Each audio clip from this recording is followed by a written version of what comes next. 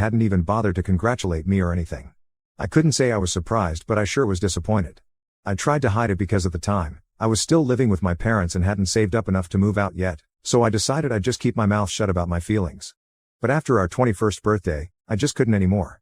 I expected them to do something big for us, but the day before our birthday, I discovered that everyone had left me home alone, and all that they'd left for me was a note that said they were heading to the beach with Allison and her friends and would be back after a couple of days. I still remember being absolutely shattered when I read that note because they'd taken Allison and her friends on a beach trip while all I got was a happy birthday note and a $50 gift card. A lot of things had been unfair about my childhood, but that was where I drew the line. It was just so hugely disappointing and heartless of them that I decided to move out that day and never look back. I had a couple of friends who were willing to let me stay with them until I found a place of my own and could afford it, which wouldn't take long because the firm I was interning at was probably going to hire me after the internship was over. So I just needed a place to live for 2 months at most. I packed my stuff and moved in with a friend of mine without telling my parents or sister and haven't looked back even once.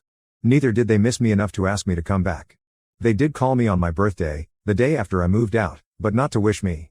They wanted to tell me that they'd be back soon and said that I should probably get a plumber to get the tap fixed. I told them that I wasn't living at home anymore and that I'd moved out, thinking that at least that information would get a reaction out of them, but with no such luck. My parents seemed alright with it and Allison didn't care. So that was it. That was the last time I had a proper conversation with my family.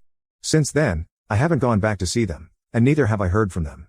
I did hear about Allison sometimes from my friends a couple of times, and that's how I stayed updated on her life, but that's about it. They didn't know anything about my parents and my parents didn't know anything about me. I've worked hard over the past 2 years and now, I have a place of my own. It's not a mansion, but it's a nice apartment in a good neighborhood. The rent is affordable with my income, which is great because most people my age haven't been able to get here so quickly. I'm happy with how my life has turned out and have tried my best to keep my family out of my head. I know that Allison got married a couple of months ago to some businessman almost 10 years older than her and is now living it up in California.